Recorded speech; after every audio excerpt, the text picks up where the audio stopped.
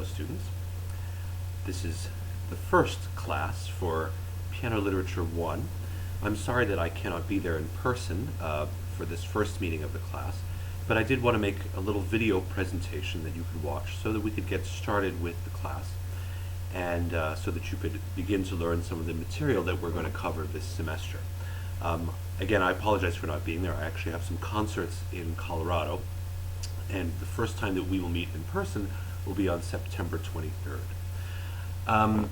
There are a few things that are important for you to know about the class, about how it works, some of the requirements for the class.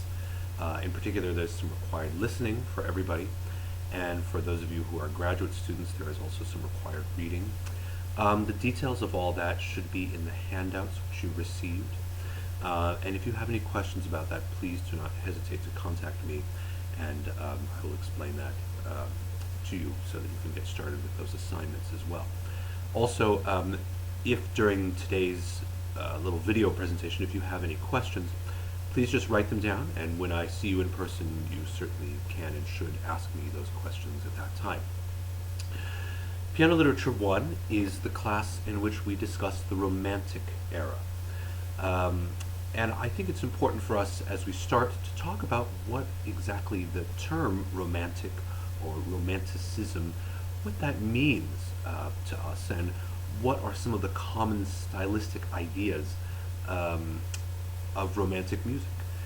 And so actually the way that I wanted to start to talk about that was by talking about a painting. The painting I'm going to show you is The Death of Sardanapalus by Delacroix. You may be familiar with the painter Delacroix. He was more or less a contemporary of Chopin, and actually there's a very famous portrait of Chopin which was painted by Delacroix, so you may have seen that. This particular painting depicts a story, I believe it's a true story, from Turkey, obviously a long time ago, and in this story this king Sardanapalus, evidently he was being attacked, and it became clear at a certain point that his enemies were going to win. They were going to be able to invade his palace. And rather than just give himself up or surrender or even try to escape, he decided that since he was going to die, he was going to have everybody in his palace killed along with him. So in this particular painting, you see that he has asked some of his soldiers to kill these women who I guess are some of his wives or concubines or something along those lines. And anyway, obviously a very bizarre way of thinking for this person to decide that if he was going to die, that everybody else had to die along with him. Anyway, the reason I wanted to show this particular painting is because it shows us a few ideas of the romantic aesthetic, the ideas of romanticism. Delacroix, as I said, was about the same, he was a contemporary, of Chopin. And so he is an example of the romantic movement in painting. So one of the things that we see in romantic painting, and that also we hear in romantic music, is a fascination with the irrational, fascination with things that don't make sense, things that, even fascination with the insane. And so I think in this painting, Delacroix chose this subject as he was fascinated with the idea that a person could behave in a way that didn't make sense, someone that was irrational, or you could certainly say in the case of this Sardanapalus, he was even insane. A lot of this was a kind of a reaction to the classical era, when we think about Mozart, for example. The idea that man and his mind behaved rationally and behaved logically. In the Romantic era, they started to question this. And I think that this painting is an example of showing where man, in this case a particular man named Sardanapalus, could behave completely irrationally. And that is something that comes out not only in this painting, but in many pieces of music that we call romantic music.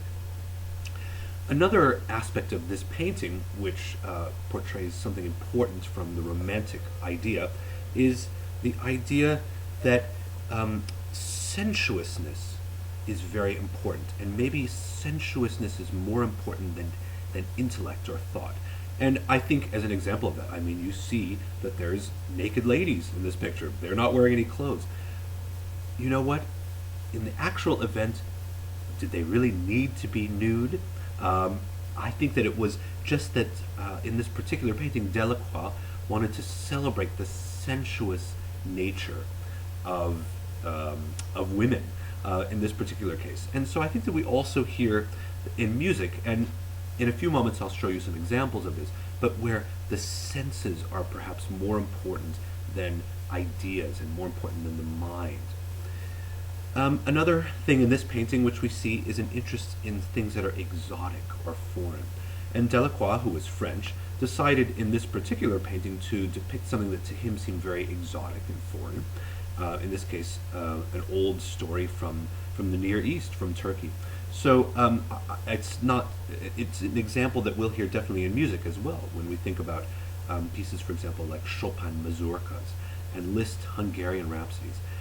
These composers were successful in part because audiences were interested in these foreign and exotic sounds, and this painting shows us some foreign and exotic images. And finally, one other thing that we see in this painting as an example of the romantic spirit is that the form of something could be something maybe disorderly and not obviously controlled or formal. You see in this painting there's a kind of chaos in the picture. It's not easy to see what's going on in this picture or how the painting is really organized. It seems almost random. And that sense of being disorderly is something that we hear, in fact, in music from the Romantic era as well. As I said, many of the ideas that we see embodied in a visual way in that painting by a Romantic era painter, Delacroix, are embodied in the music that we call Romantic music. One of those ideas, and this is the one I want to start by talking about, is the fact that emotion is the focus of the music. Now, I have to say that music from the Baroque era, from the classical era, with that music as well, emotion is certainly very powerful, it's very important, but so this is not a new concept, the idea that emotion would be the focal point of the music. But in the Romantic era, we often see that the emotion of the music can be, even at times, overwhelming, sort of overshadowing ideas like form and balance and order. There's a focus in the music, just as there is in this painting, on the irrational, the side of ourself that behaves for reasons that we can't explain or that we don't really understand. In other words, our emotions, as opposed to the intellect. And in fact, there's music that seems irrational, insane, even violent. And so, as an example of that, I want you to listen to, actually you're going to watch, I have a little clip here of Alfred Brendel playing a portion of the second movement of the Schubert A major sonata, actually one of the A major sonatas, the larger one, the Deutsche number 959. In this particular movement, you're just going to hear an excerpt from it from the very middle of the piece. The music seems to go crazy, and that there's a sense that that whole idea of phrases or of clear ideas and melodies almost goes out the window. And instead we have this outpouring of emotion that seems to almost destroy any idea of form, any idea of reason and intellect. So you can hear this piece. Again, as I said, this is a performance by Alfred Brendel.